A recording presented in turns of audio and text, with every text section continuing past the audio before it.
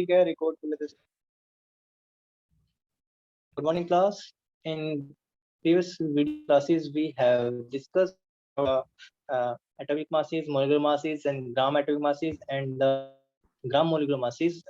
These were the various terms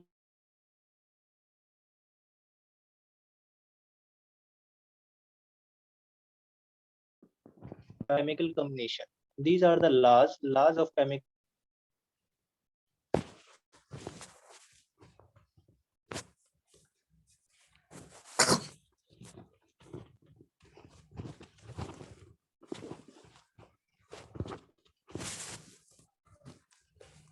जो है ठीक है, जोसेफ फर्स्ट ने ठीक है जो यहाँ पर जो है बनाया, अपना जो कंट्रीब्यूशन दिया।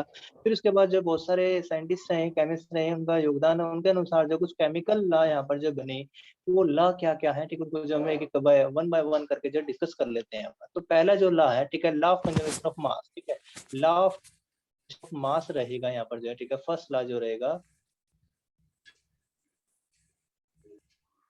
ठीक है, फर्स्ट लॉ है law of conservation of mass. उसके बाद दूसरा लॉ रहेगा लॉ ऑफ डेफिनेट प्रोपोर्शन, ठीक है, ये लॉ जो आपने ठीक है 9th क्लास में पढ़े हैं, law of conservation of mass और लॉ ऑफ डेफिनेट प्रोपोर्शन, जबकि आपने ये तीनों के तीनों जो लॉ है, ठीक है, ये अभी आए हैं। गैसियस वॉल्यूम, अवोगाद्रो लॉ, ठीक है, थोड़ा सा आया था 9th क्लास के अंदर, ठीक है, पढ़ेंगे अभी इसका क्या है ये, ठीक है, लॉ ऑफ मल्टीपल प्रोपोर्शन, ठीक है, ये सारे के सारे लॉ जो हम अब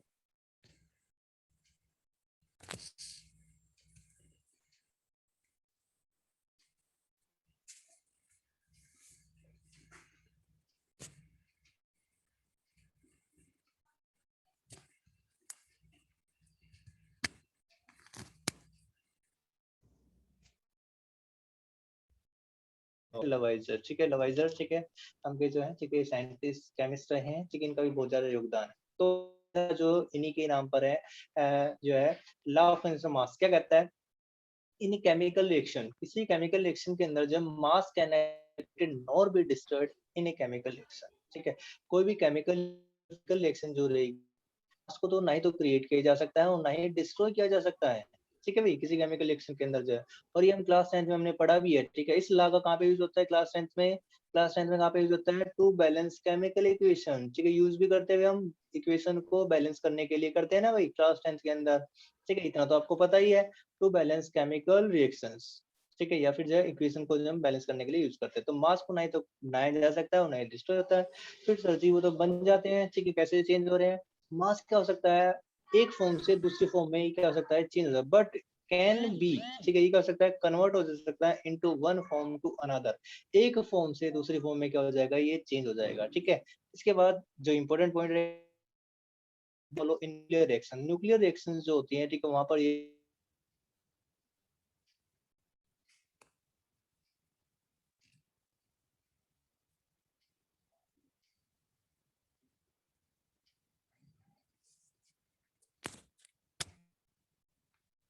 फिजिक्स में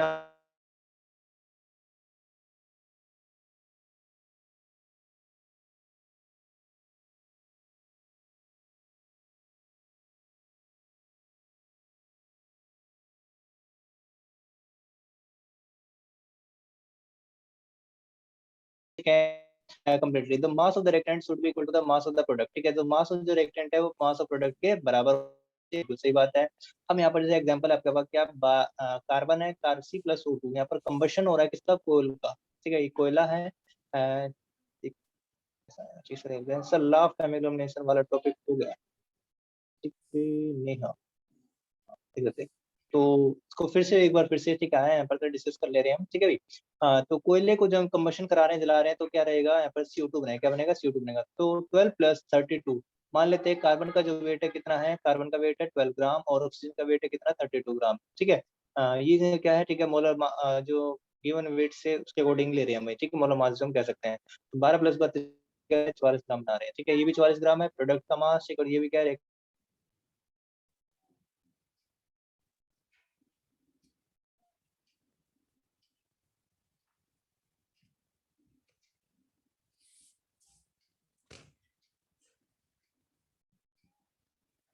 28 हो जाएगा, ठीक है, हाइड्रोजन का, ठीक है, 6 हो गया यहाँ पर, तो टोटल जो सम कर देते हैं तो कितना होता है, 34 ग्राम, और यहाँ पर प्रोडक्ट भी क्या है 34 ग्राम में, क्योंकि ये क्या होता है नाइट्रोजन 14, ठीक है, प्लस 3, ठीक है, कितना 17 हो जाएगा, 17 को 2 से मल्टीप्लाई करेंगे कितना 34 हो जाएगा, ठीक है। ऐसे ही बाकी एग्जाम्पल भी है, तो जो कि law of conservation of mass को क्या करते हैं, प्रूव करते हैं, ठीक है, यहाँ पर कोई प्रॉब्लम नहीं है।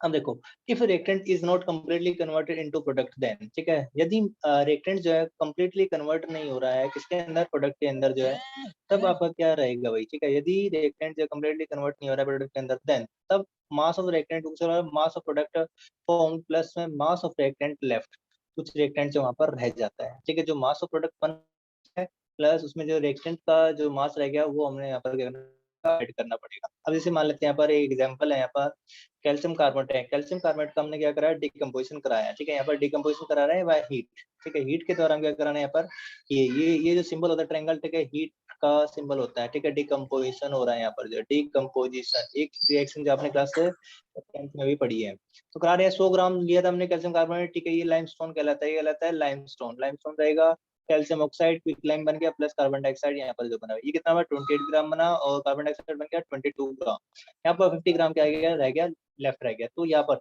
28 और 22 दोनों को जोड़ते हैं 50 ग्राम हो जाता है, तो इस नियम के अनुसार, इस लॉ के अनुसार, ठीक है, जो रिएक्टेंट रह चुका है उसका सम कितना रहेगा 50 ग्राम, तो टोटल हो गया कितने के बराबर, 100 ग्राम के बराबर रहे, मतलब अभी तो कितना कंज्यूम हुआ, 50 ही तो कंज्यूम हुआ भाई यहाँ पर, ठीक है, अब जब 50 कंज्यूम हो चुका है, ठीक है, तो यहाँ पर कितना रहेगा 50 ही आएगा भाई, ठीक है, और इन दोनों का सम कितना है, ये तो 50 ही है, ठीक है, 50 है ना, ठीक है, तो यहाँ पर ये रहता है जब रिएक्टेंट जो कम्प्लीटली कन्वर्ट नहीं होता, ठीक है, प्रोडक्ट के अंदर, तब उसके लिए हमारे पास जो ये वाला फार्मूला है, ये कुछ नहीं यहाँ पर जो नई एडवांस चीज रही जो कि आपने 9th क्लास में नहीं सीखी है, 11th क्लास में सीखी है, ठीक है, यहाँ कुछ ना कुछ जो सीखने को मिलेगा, ठीक है, जो पहले कर चुके हैं, ठीक है भाई, उसके अलावा भी आप जो ध्यान से देखते रहे यहाँ पर। अब उसके बाद जो नेक्स्ट लॉ है आपका लॉ ऑफ डेफिनेट प्रोपोर्शन, ठीक है, लॉ ऑफ डेफिनेट प्रोपोर्शन, ये क्या है, दूसरा लॉ रहेगा भाई, ठीक है, लॉ ऑफ डेफिनेट प्रोपोर्शन, ठीक है, लॉ ऑफ डेफिनेट प्रोपोर्शन के लिए, ठीक है, यहाँ पर इसको देख लेते हैं हम। लॉ ऑफ डेफिनेट प्रोपोर्शन ये कहता है, ये जोसेफ प्रोस्ट ने, ठीक है, जोसेफ प्रोस्ट ने, ठीक है, ये दिया भाई, ठीक है, जोसेफ प्रोस्ट ने दिया, ठीक है, तो जोसेफ प्रोस्ट ने क्या बताया, अकॉर्डिंग टू दिस लॉ, इस लॉ के अनुसार ratio of component by weight remains same, जो ratio of component by weight वो सेम रहेगी, नो मैटर, ठीक है, no matter what is the source of the component और मेथड ऑफ प्रिपरेशन। इसका मीनिंग क्या है, जो कोई भी मान लेते हैं, ठीक है, एस्ट्रो यहाँ पर जो बन रहा है, ठीक है, बाय मास, ठीक है, इनकी रेशियो, इसके अंदर हाइड्रोजन और ऑक्सीजन जो है, ठीक, किस रेशियो के अंदर है भाई, हाइड्रोजन, हाइड्रोजन का वेट कितना रहेगा 2, ठीक है, तो हो जाएगा, और ऑक्सीजन का वेट कितना है 16, ठीक है, तो रेशियो कितना है कि 1:8 आ गई। अब ये बाय मास रेशियो आ रही है, ठीक है, कंपोनेंट, ये कौन से कंपोनेंट है, ठीक है, ये हाइड्रोजन और ऑक्सीजन की रेशियो कितनी है, इस रेशियो में जुड़ करके क्या बना रहे हैं, ये वाले कंपाउंड बना रहे हैं H2, ठीक है, तो ये रेशियो क्या रहेगी, हमेशा 1:8 ही रहेगी, क्या रहेगी 1:8 रहेगी, चाहे वो सोर्स ऑफ कंपोनेंट जो H2 आप कहीं से भी प्राप्त कर, इसको आप कहीं से भी प्राप्त कर ले, H2 चाहे लेक का हो, ठीक है, लेक का हो या फिर वो सी का हो, ठीक है, H2, ठीक है, उनके इसके अंदर जो रेशियो रहेगा 1 रेशियो के अंदर हाइड्रोजन रहेगा और 8 रेशियो में क्या रहेगा ऑक्सीजन रहेगा, ठीक है, सी के वाटर के अंदर भी, ठीक है, सी के वाटर के अंदर भी जो है क्या रहेगा, हाइड्रोजन जो रहेगा 1 रहेगा, ऑक्सीजन के पार्ट कितने रहेंगे 8 पार्ट रहेंगे बाय वेट, ठीक है, ये डेफिनेट प्रोपोर्शन, निश्चित जगह प्रोपोर्शन बताया, एक रेशियो क्या रहेगी कांस्टेंट रहेगी, डेफिनेट का मतलब क्या है यहाँ पर जो कांस्टेंट, ठीक है, वो कभी चेंज नहीं होगी। अब ये सिंपल सी बात, साधारण सी बात हमें भाषा में एक मैं कह देता हूँ वो, ठीक है, पानी का फार्मूला क्या रहेगा, हमेशा यही रहेगा, वो कभी भी चेंज नहीं होगा, ठीक है, और उसके अंदर जो हाँ कंपोनेंट है उनका जो वेट है वो भी क्या रहेगा कांस्टेंट रहेगा, डेफिनेट रहेगा, कभी चेंज नहीं होगा, चाहे पानी कहीं से भी ले आप, चाहे इंडिया का पानी हो, पाकिस्तान का हो, कहीं का भी पानी हो, ठीक है, वाटर का फार्मूला क्या है, यदि ये रेशियो चेंज हो रही है तो उसका फार्मूला भी क्या होगा चेंज होगा, ठीक है, फार्मूला जो कि फार्मूला चेंज नहीं होना है, ठीक है, आगे बात समझ में, एग्जांपल के साथ इसको देख लेते हैं। अब सोर्स ऑफ प्रिपरेशन मान लेते हैं आप, कई बार कोई ऐसी रिएक्शन होती है जिसके अंदर क्या वाटर बनता है, ठीक है, वाटर बनता है, तो उसके अंदर भी जो है, ठीक है, क्या रहेगा, जो रेशियो आएगी 1:8 ही आएगी, ठीक है, आगे बात समझे भाई, ठीक है, तो यहाँ पर देख लेते हैं, यहाँ पर जो है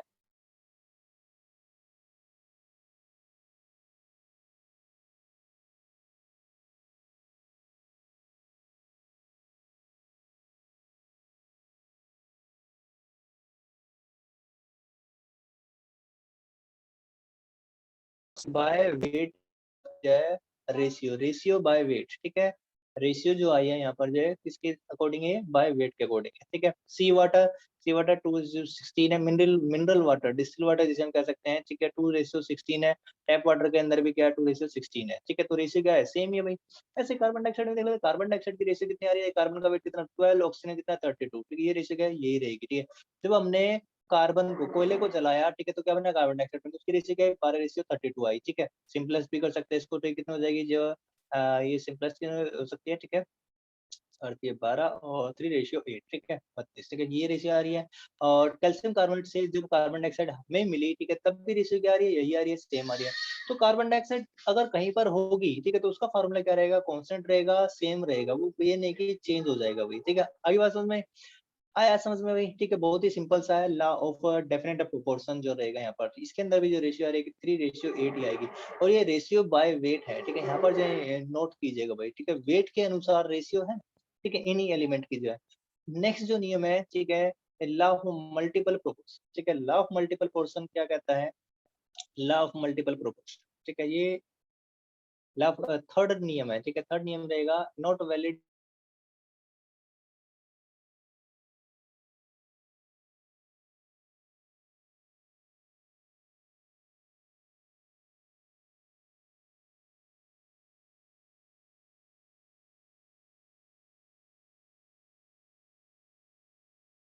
H2O भी बना रहे हैं, और हाइड्रोजन और ऑक्सीजन मिलकर के क्या बनाएंगे, यहाँ पर जो है वो H2O2 भी बना सकते हैं, क्या बना सकते हैं, ठीक है। ये हाइड्रोजन पेरोक्साइड है, ये वाला कंपाउंड बना सकते हैं। जब दो एलिमेंट, ठीक है, एक से ज्यादा कंपाउंड बना रहे हैं, ठीक है, बना रहे हैं, तो वो जो है, ठीक है, एक एलिमेंट, अब यहाँ पर देखो, ठीक है, इसको एग्जाम्पल के साथ, ठीक है, हम बात करेंगे, बिल्कुल सही है, ठीक है। अब जो रेशियो होगी ना, ठीक है, किसकी, एक एलिमेंट के फिक्स्ड मास के साथ, ठीक है, वो क्या रहेगी, फिक्स रहेगी, ठीक है, वो क्या रहेगी, सिंपल होल नंबर रेशियो रहेगी। कैसे रेशियो रहेगी, सिंपल होल नंबर रेशियो आएगी, ठीक है भाई। देखो कैसे, एक बार देख लेते हैं, यहाँ पर H2, जैसे हमारे पास क्या है, H2 है, ठीक है, ये H2 बना भाई, इसने एक कंपाउंड H2 बना रहा है, हाइड्रोजन ऑक्सीजन मिलकर क्या बना रहा है, वाटर बना रहे हैं, साथ ही हाइड्रोजन ऑक्सीजन मिलकर क्या बना रहे हैं, H2 बना रहे हैं। ये उनके लिए आता है, ऐसे कंपाउंड के लिए आता है जब दो एलिमेंट क्या कर रहे हैं, एक से ज्यादा कंपाउंड मिलकर के बना रहे हैं। जैसे नाइट्रोजन और ऑक्सीजन जो है, ठीक है, नाइट्रोजन और ऑक्सीजन मिलकर के बहुत सारे ऑक्साइड बना सकते हैं, N2O बना सकते हैं, NO2 बना सकते हैं, ठीक है भाई, ये रहेंगे आगे। ये रहे नीचे, ठीक है, इनको हम देख लेंगे यहाँ पर, ठीक है। अब इसके अंदर जो क्या बताया इन्होंने, ठीक है, रेशियो को ध्यान से समझिएगा, ठीक है।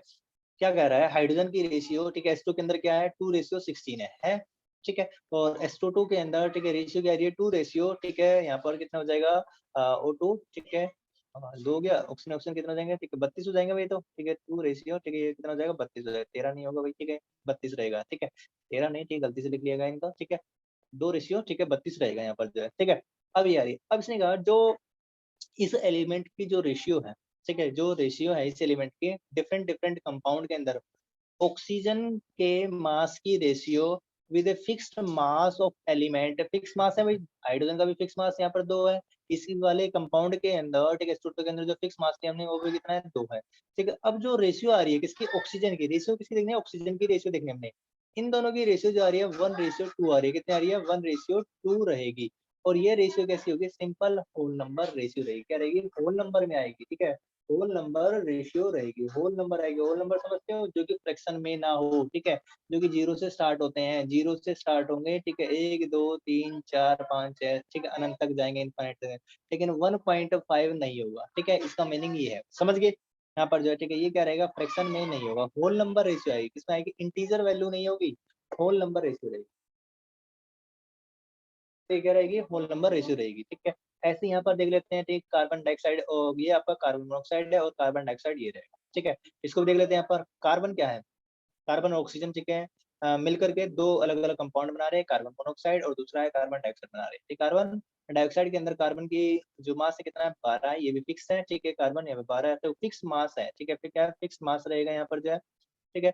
और ठीक है, जो मास चेंज हो रहा है किसका, ऑक्सीजन का चेंज हो रहा है, ऑक्सीजन का मास यहाँ पर कितना है, 16 है, कार्बन मोनोऑक्साइड के अंदर, ठीक है, एक एटम कितना होता है, 16 ही तो होता है, दो एटम कितना आएगा, 32 रहेगा। तो यहाँ पर रेशियो क्या आ रही है, इन दोनों की फिर से जो है 1:2 आ रही है। अब ये क्या, कार्बन फिक्स पता है भाई मैंने, ठीक है, तो ये जो क्या रहेगा यहाँ पर जो है, ये रेशियो आई है, ये रेशियो कैसे, सिंपल होल नंबर रेशियो रहती है, क्या रहती है, सिंपल होल नंबर रेशियो रहती है, ठीक है। देखो बच्चों, वैसे तो ठीक है क्वेश्चन नहीं आते इसके, ठीक है, आपके एग्जाम में, ठीक है, इसके जो है, लेकिन ये डेफिनेशन वगैरह आ जाती है, तो ठीक है भाई, ज्यादा नहीं आएंगे, ठीक है।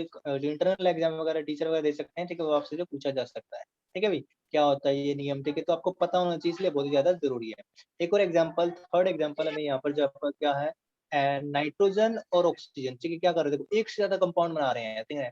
जब दो एलिमेंट एक से ज्यादा कंपाउंड बनाए, उनके लिए आता है यहाँ पर फिक्स, ठीक है, अमाउंट है किसकी भाई, यहाँ पर जो है नाइट्रोजन की जो रहेगी एक एलिमेंट की दूसरे एलिमेंट के साथ, ठीक है, वो जो रेशियो रहेगी सिंपल होल नंबर रेशियो आएगी। जैसे यहाँ पर देखो N2O, ठीक है, ये N2O है, फिर इसके बाद ये नाइट्रोजन मोनोऑक्साइड है, ठीक है, इसके बाद ये नाइट्रोजन ट्राइऑक्साइड है, यहाँ पर क्या रहा है नाइट्रोजन ये आपका टेट्राऑक्साइड और ये नाइट्रोजन पेंटाऑक्साइड, ठीक है।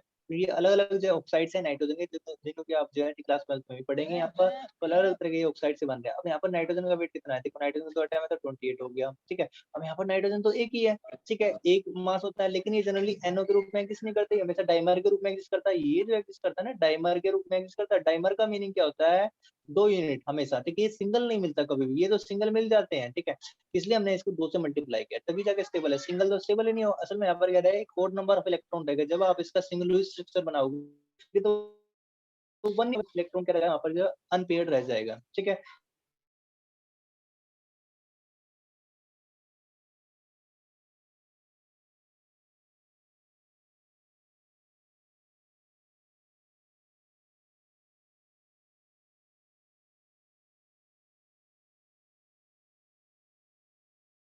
कंबाइन करता है वो सिंपल होल नंबर रेशियो में कंबाइन करेगा, ठीक है, फिक्स मास के साथ जो है, ठीक है। यहाँ पर रेशियो कितनी आ रही है 16, ठीक है, इनकी रेशियो यहाँ पर कितना हो जाएगा, ऑक्सीजन कितना हो जाएंगे 32, ठीक है, यहाँ पर ऑक्सीजन कितना हो जाएगा, ठीक है, 16 से 48, ठीक है, 16 से 64, 16 पंजे 80, ठीक है। अब जो रेशियो आ रही है कितनी आ रही है 1:2 रेशियो 3:4:5, ठीक है।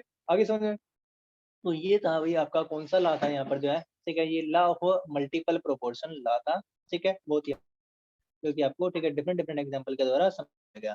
इसके बाद हम देखते हैं which of the following prove law of multiple proportion, ठीक है, कौन सा जो लॉ है यहाँ पर जो है प्रूव करता है मल्टीपल प्रोपोर्शन को, ठीक है। तो देख लेते हैं यहाँ पर जैसे तो फॉर एस, यहाँ पर हम देख लेते हैं ये SO4 और H2S के अंदर देखो सबसे पहली क्या है, ठीक है, H2S 2 एलिमेंट है हाइड्रोजन और S, ठीक है, सल्फर है, लेकिन यहाँ पर ऑक्सीजन भी आ गया, ठीक है, तो ये तो वैसे ही जो कैंसिल आउट हो जाता है। अब यहाँ पर ये कार्बन है, ठीक है, और यहाँ पर ये क्या है कार्बन और हाइड्रोजन, ठीक है, लेकिन यहाँ पर कार्बन क्लोरीन है, ठीक है, तो ये भी क्या हो जाएगा ऑप्शन जो क्लोज हो जाएगा। सेम एटम होने चाहिए, ठीक है भाई, सेम एटम होने चाहिए, ठीक है, 2 कंपाउंड्स के अंदर। तो यहाँ पर क्या ये H2O है और ये भी क्या है H2O है, ठीक है, सेम है ये तो, ठीक है, तो सेम सेम तो रहेगा यहाँ पर, ठीक ये वैसे भी कैंसिल आउट हो जाता है। और फिर इसका आपका रहता है N2O और NO, ठीक है, अभी तो मैंने बताया, ठीक है, ऊपर की तरफ जो है, ठीक नाइट्रोजन, ठीक है, डाई नाइट्रोजन ऑक्साइड और यहाँ पर नाइट्रोजन मोनोऑक्साइड, ठीक है, दोनों को दोनों क्या है ये प्रूव करते हैं लव मल्टीपल प्रोपोर्शन को, ठीक है, तो ये वाला ऑप्शन जो रहेगा करेक्ट रहेगा। समझ गए, यहाँ पर क्यों करेक्ट हुआ, पहले वाला जो है यहाँ पर क्या आ गया ऑक्सीजन आ गया, ठीक है, अलग एटम है, ये भी डिफरेंट एटम है, ठीक है, ये दोनों सेम सेम ही है भाई, ठीक है, ये एटम है यहाँ पर इसलिए नहीं आए, ठीक है। आगे चलते हैं, नेक्स्ट आपका भाई देखो which of the following does not follow law of multiple proportion, ठीक है, यहाँ पर जो कौन सा जो ऐसा है जो लॉ ऑफ मल्टीपल प्रोपोर्शन, ठीक है, फॉलो नहीं करता। अब इसके अंदर जो है सबसे पहले तो आप ये देख लेते हैं SnOCl, ठीक है, यहाँ पर भी टीन है और क्लोरीन है, ठीक है, शायद कर जाए वो तो चेक करके हमने देखना पड़ेगा, ठीक है भाई, क्या क्या रही क्या नहीं, ठीक है, वैल्यू जो है। और पहले तो ये देना है कि एटम जो सेम होने चाहिए, ठीक है, ये भी कर रहा होगा, ठीक है, ये भी और ये भी, ठीक है, लेकिन इसके अंदर क्या है जो नहीं कर रहा हमें वो देखना है। HCl आ गया, यहाँ पर NaCl आ गया, नंबर ऑफ एटम क्या हो गए चेंज हो गए, तो ये क्या रहा है आपका, ठीक है, नई वाला पूछा और ये वही आ जाएगा भाई, ठीक है, ये ऑप्शन रहेगा यहाँ पर। फिर जो कर लेते हैं कैसे करता है, देखो टीन है, अब टीन जो है देखो क्या यहाँ पर जो कंपाउंड बन रहे हैं, ठीक है, एक तो SnCl2 है और दूसरा क्या रहेगा SnCl4, ठीक है, टीन है भाई, टीन के कितने एटम है, एक एटम, जो भी इसका मास रहा होगा x, ठीक है, उसे x से मल्टीप्लाई कर देते तो वैल्यू आएगी भी कुछ ना कुछ, ठीक है, यहाँ पर भी वैल्यू आएगी, जो भी वैल्यू आएगी, ठीक है, सेम ही रहेगी, तो फिक्स रहेगी, क्योंकि एक एटम है यहाँ पर भी कितने एटम है, एक ही एटम है। और जो क्लोरीन के जो है कितने एटम है, यहाँ पर जो कितने एटम है, यहाँ पर क्लोरीन के एटम है 2, ठीक है, क्लोरीन का हमें नहीं पता मास, ठीक है, यहाँ पर आप बिना मास कैलकुलेट किए भी कर सकते हो, ठीक है। मान लेते इसका मास कितना आ रहा है, जेड आ रहा है, ठीक है भाई, ये जेड रहेगा। और क्लोरीन एक एटम का मास कितना जेड होता है, ठीक है, तो 2 का कितना होगा, ठीक है, जेड तो है, मैं यहाँ पर ऐसे बना दे रहा हूँ, ठीक है। और यहाँ पर क्लोरीन कितने एटम है, ठीक है, 4 है, इसके जो एटम को मास, एक एटम का मास जेड मान लेता हूँ मैं, ठीक है, तो 4Z हो जाएगा यहाँ पर, ये 2Z हो गया। फिक्स तो आपका ये हो गया, ये फिक्स हो गया। और जो ये क्या हो गया, ये आपका चेंज हो रहा है। अब यहाँ पर क्या है 2Z आया और यहाँ पर ये आया 4Z, ठीक है। अब दोनों की रेशियो क्या है, Z से Z कैंसल आउट हो जाएगा, ठीक है। तो रेशियो क्या आ जाएगी 1:2 आ गई, ठीक है। सिंपल होल नंबर रेशियो आ रही है, तो ये फॉलो कर रहा है भाई, ठीक है। ऐसे यहाँ पर ये भी फॉलो कर रहा है, एक एटम है, यहाँ पर ये 2 है, ठीक है। तो 1:2 रहेगी। यहाँ पर कितने एटम है भाई, ठीक है, 2 रेशियो है, यहाँ पर 3 रहेगी, ठीक है। तो इसकी रेशियो जो क्या हो जाएगी यहाँ पर जो है, ठीक है। यहाँ पर भी कह रहे सिंपल होल नंबर रेशियो आएगी, ठीक है। फिर रेशियो 2 आएगी यहाँ पर जो है, ठीक है। इसके बाद जो है लॉ ऑफ गैसियस वॉल्यूम, ठीक है। नेक्स्ट जो आपका, ठीक है, नंबर फोर्थ जो आपका गैसियस वॉल्यूम, ठीक है, जो नियम आता है वो क्या है, law of gaseous volume. Gay Lussac नाम के जो साइंटिस्ट रहे हैं, ठीक है, इन्होंने ला दिया, ठीक है। ये जो है किसके द्वारा पढ़ गया, गे लुसाक के द्वारा, ठीक है। इन गैसियस रिएक्शन, ये क्या कहता है, गैसियस रिएक्शन के अंदर एट सेम टेम्परेचर और प्रेशर के ऊपर, मतलब टेम्परेचर वही रखना है, ठीक है, और प्रेशर भी वही रखना है। Reactants combine with simple ratio product, ठीक है। जो रिएक्टेंट जो है कंबाइन होते हैं वो सिंपल रेशियो के साथ जो कंबाइन होते हैं, जो कि रेशियो क्या आती है, प्रोडक्ट की रेशियो आती है। जैसे क्या हाइड्रोजन है यहाँ पर और एक क्लोरीन है, ठीक है, बना रहे हैं 2HCl बना रहे हैं। एक वॉल्यूम है यहाँ पर, हाइड्रोजन का वॉल्यूम 1, ठीक है। यहाँ पर क्लोरीन के कितने वॉल्यूम है, 1 वॉल्यूम, 2 वॉल्यूम यहाँ पर बन रहे हैं, ठीक है। 1 लीटर अगर हम कह सकते हैं हाइड्रोजन 1 लीटर है, ठीक है। ये भी कहा जा सकता है कि 2 लीटर ही, ठीक है, HCl बनेंगे। 1 ml यदि हाइड्रोजन गैस का है हम और 1 ml क्लोरीन गैस का है, तो 2 ml ही जो क्या बनेगी, जो हाइड्रोक्लोरिक गैस बनेगी यहाँ पर जो है, ठीक है। गैस बनी है यहाँ पर जो भाई, ठीक है, HCl जो है। ऐसे यहाँ पर भी है नाइट्रोजन, ठीक है। नाइट्रोजन की अगर हम बात करें, देखो बाय वॉल्यूम कह रहे हैं यहाँ पर, ये रेशियो बाय वॉल्यूम है, ठीक है। रेशियो ठीक है, यहाँ पर जब बाय वॉल्यूम जो है डिस्कस किया गया हुआ है यहाँ पर, ठीक है, बाय वॉल्यूम, ठीक है। बाय मास, ठीक है, बाय मास की जो यहाँ पर बात नहीं कर रहे हैं, ठीक है। मास की जो हम यहाँ पर बात नहीं कर रहे हैं, ठीक है। 22 ग्राम 6 ग्राम, ठीक है, 34 बन रहा है यहाँ पर। 1 वॉल्यूम, ठीक है, 3 वॉल्यूम, ठीक है, मिलकर आ रहे हैं यहाँ पर, जो 2 वॉल्यूम आ रहे हैं, ठीक है। यहाँ पर ये 1 और 3, ठीक है। यहाँ पर क्या बन रहा है, यहाँ पर ये 2 जो बन रहे हैं, ठीक। देखो 1 और 3 4 होता है, ठीक है। ऐसी जो है यहाँ पर क्या बनी है, ठीक है। NH3 की जो है, ठीक है, 2 यूनिट, ठीक है। 1 17 है ना, ठीक है। यहाँ पर देखो 17 गुना 2 आया, ठीक है। इसलिए यहाँ पर ये नंबर ऑफ मोल्स जो हमने यहाँ पर जो लिखे हैं यहाँ पर, ठीक है। ये बनाया यहाँ पर इसलिए, ठीक है। ये रहेगा। और उसके बाद H2Cl2 एक्सेस में ले दिया क्लोरीन, ठीक है। तो HCl जो है यहाँ पर क्या रहेगा, कितना बनेगा, पहले तो 2HCl ही बनेगा, ठीक है। जितना क्लोरीन होगा, ठीक है, वही यहाँ पर जो यूज हो जाएगा, बाकी जो है, ठीक है, अलग निकल जाएगा भैया, ठीक है। जो एक्सेस रहेगा इसमें ले दिया, ठीक है। लिमिटिंग रीजन यहाँ पर क्या हो जाएगा, आपका ये हो जाएगा। आगे भी हम तो इसको पढ़ने वाले हैं, ठीक है। तो कुछ यहाँ पर जो ये पूछा, ठीक है, कितना आएगा, कितना बनेगा भाई, ठीक है। 2 लीटर तो ये कितना बनेगा, 4 लीटर यहाँ पर वाला है, ठीक है। सिंपल सी बात है, 1 3 जो है, ठीक है, 2 वॉल्यूम, ठीक है, 1 और 3 लीटर, ठीक है, 2 लीटर बना यहाँ पर। और यहाँ पर ये जो है 4 लीटर बनेगा। और इसके बाद नाइट्रोजन हाइड्रोजन में जो रहेगा,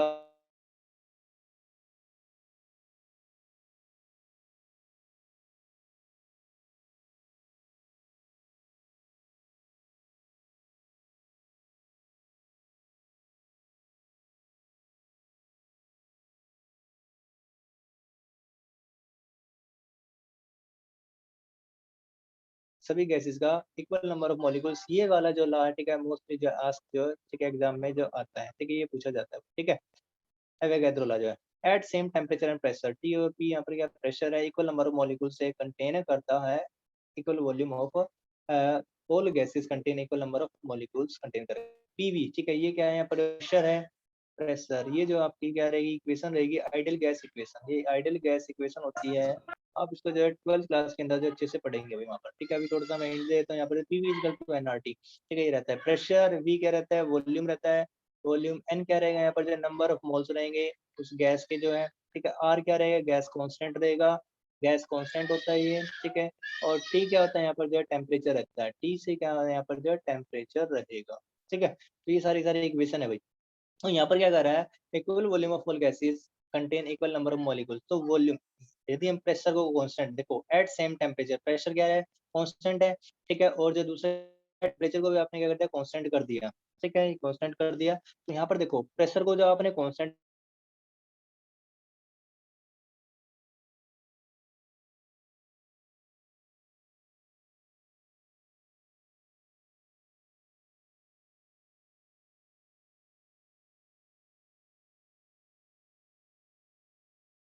यदि आप टेम्परेचर प्रेशर को क्या करते हैं, कांस्टेंट रखते हैं, तो यहाँ पर क्या है, हाइड्रोजन, देखो एग्जांपल के साथ इसको बताते हैं। हाइड्रोजन और क्लोरीन देख करके, हाइड्रोजन गैस है, क्लोरीन भी गैस है, रेड करके HCl जो गैस यहाँ पर जो बना रहे हैं, ठीक है।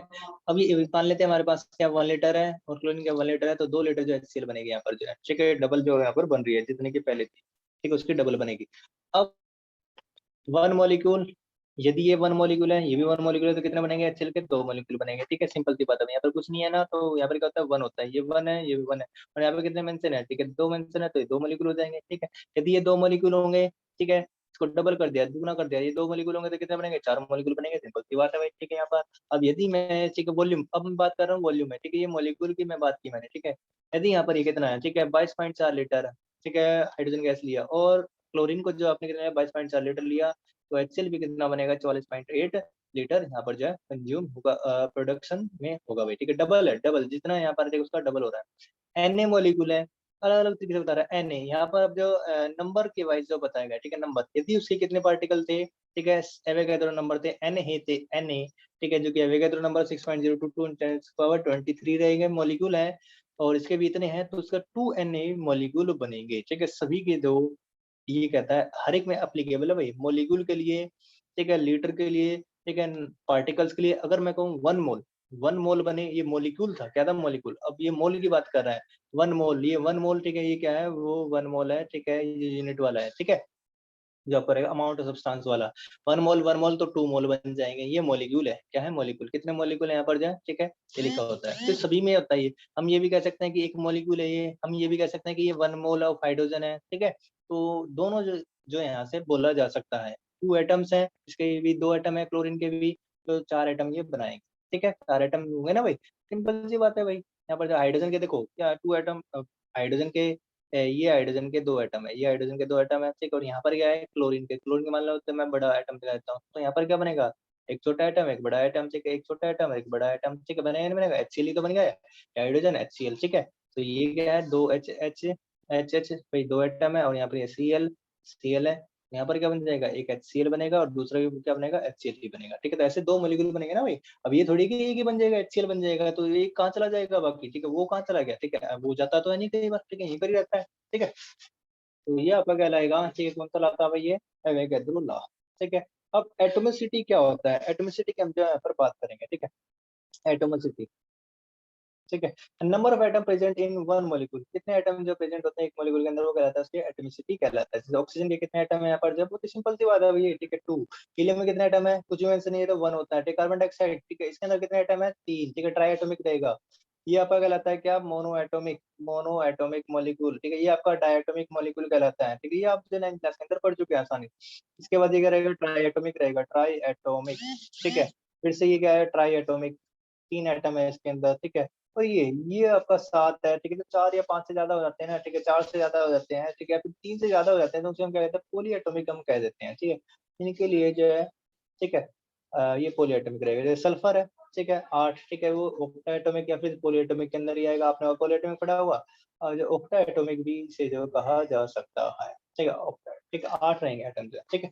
अभी बात इसमें एटॉमिसिटी समझ में आया? बहुत ही आसान है भैया, ठीक है, कोई बड़ी बात नहीं है। अब वेपर डेंसिटी, वेपर डेंसिटी क्या है? डेंसिटी, वेपर डेंसिटी मतलब डेंसिटी ऑफ गैस, ठीक है, density of gas divided by density of hydrogen gas at same temperature and pressure. कोई भी गैस है, ठीक है, उसकी density divided by density of hydrogen gas. Hydrogen gas के साथ क्या कर रहे हैं हम यहाँ पर? एट सेम टेम्परेचर प्रेशर, मतलब कार्बन डाइऑक्साइड कोई गैस है, ठीक है, इसके अंदर जो है इसकी डेंसिटी वो हमने निकाल ली, और इस इसी टेम्परेचर, यहाँ पर कोई टेम्परेचर है और जो प्रेशर है वो कंडीशन है यहाँ पर भी टेम्परेचर प्रेशर की, उसी टेम्परेचर और प्रेशर के ऊपर, ठीक है, उसी टेम्परेचर और प्रेशर के ऊपर जो है, ठीक है, यहाँ पर हम क्या देख रहे हैं? हाइड्रोजन गैस की, ठीक है, जो डेंसिटी रहेगी, जो डेंसिटी आएगी, उसको हमने क्या कर दिया? इससे डिवाइड कर दिया, ठीक है, हाइड्रोजन गैस की डेंसिटी से, ठीक है, कार्बन डाइऑक्साइड डेंसिटी को डिवाइड कर दिया, तो वेपर डेंसिटी आ जाएगी, वेपर डेंसिटी एक तरह से क्या है? रिलेटिव है, ठीक है, रिलेटिव है। ऊपर भी डेंसिटी डेंसिटी तो यूनिटलेस रहेगा, ठीक, ऊपर भी डेंसिटी है, नीचे भी डेंसिटी रहेगी, ठीक है, तो यूनिटलेस है। हाइड्रोजन की डेंसिटी जनरली जो, ठीक है, वैल्यू होती है कितनी होती है? 0.0089 ग्राम पर ml, या फिर जो है इसको कन्वर्ट कर सकते हैं 9 × 10⁻⁻5 ग्राम पर ml, ये रहेगी, ठीक है, वेपर डेंसिटी ये होता है। इसके बाद मास ऑफ गैस, ठीक है, ये इतना ज्यादा इंपॉर्टेंट नहीं है, ठीक है, वेपर डेंसिटी, ठीक है भाई। Mass of gas at volume V, mass of hydrogen gas at same volume and same temperature and pressure, ये रहेगा।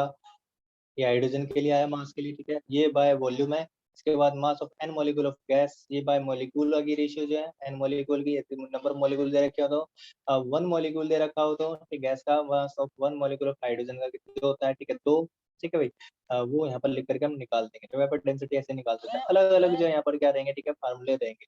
जब n मॉलिक्यूल दे रखे होंगे, ठीक है, तो आप ये वाला फार्मूला यूज करेंगे। जब वॉल्यूम दे रखा हो तो ये वाला फार्मूला आप यहाँ पर यूज करने वाले हैं, ठीक है। अब वेपर डेंसिटी जो है मॉलिक्यूलर वेट जो रहेगा, ठीक है, डिवाइडेड बाय 2 रहेगा। यहाँ पेन जो है ये रहा, ठीक है, तो mw/2 ये वेपर डेंसिटी के, क्योंकि mass of molecule of H2 का, H2 का मॉलिक्यूल का मास कितना होता है, 2 होता है, ठीक है 2, तो ऊपर क्या जाएगा mw mass of 1 molecule of gas, किसी भी गैस का जो है, ठीक है, निकालना पड़ेगा, तो मॉलिक्यूलर वेट जो ऐसे निकाला जाए 0.2 वेपर डेंसिटी करके निकाल सकते हैं। तो रिलेटिव डेंसिटी ये कहलाता है, density of gas A divided by density of gas B, ये रिलेटिव डेंसिटी कहलाती है। तो ये जो कुछ प्रॉब्लम रहेगी आप इनको जो है कर लेंगे यहाँ पर जो है, ठीक है भाई। जैसे क्या डेंसिटी ऑफ गैस है, डेंसिटी ऑफ गैस 3.6 into 10⁻³ ग्राम पर ml है, देन गैस इज, कौन सी गैस होगी भाई, यहाँ पर जो आपका SO2 होगी, CO2 होगी, नाइट्रोजन होगी, SO3 होगी, ठीक है, तो यहाँ पर ये निकालना है। गिवन डेंसिटी जो है हाइड्रोजन की डेंसिटी अभी पीछे जो हमने निकाली थी, ठीक है, ये कांस्टेंट रहेगी, चेंज नहीं होगी, 9 into 10⁻⁵ ग्राम पर ml, ठीक है। यहाँ पर तो यहाँ पर जो डेंसिटी ऑफ गैस की कोई दूसरी गैस है, कुछ भी हो सकती है भाई, हमें नहीं पता, इनमें से जो पता लगाना है हमने जो है वो दे रखी है, अभी क्या वैल्यू रहेगी भाई, ठीक है, क्या आएगी, ठीक है, वो जो है यहाँ पर हमें कैलकुलेट करना है। तो molecular weight vapour density into 2 होता है। वेपर डेंसिटी का formula density of gas off vapour density की रेशियो जो है ये रहेगी H2। तो यहाँ पर गैस की डेंसिटी कितनी दे रखी है, 3.6, यहाँ पर ये वैल्यू पुट कर ली, और ये हाइड्रोजन की डेंसिटी होगी, यहाँ पर पुट कर लिया, तो कितने आ गए 9 और कितना आ गया 40। अब 40 जो मास होता है किसका होता है, 40 जो है, ठीक है, यहाँ पे मॉलिक्यूलर वेट जो हो जाएगा कितना हो जाएगा 40 into 2 80 80। अब 80 जो है यहाँ पर जो आपने, ठीक है, मॉलिक्यूलर देन गैस इज 80 किसका रहेगा भाई, यहाँ पर जो कैलकुलेट करके आप जो देख लेंगे, ठीक है। कार्बन डाइऑक्साइड कितना होता है 40 रहेगा, नाइट्रोजन का 28 रहेगा, सल्फर का कितना होता है,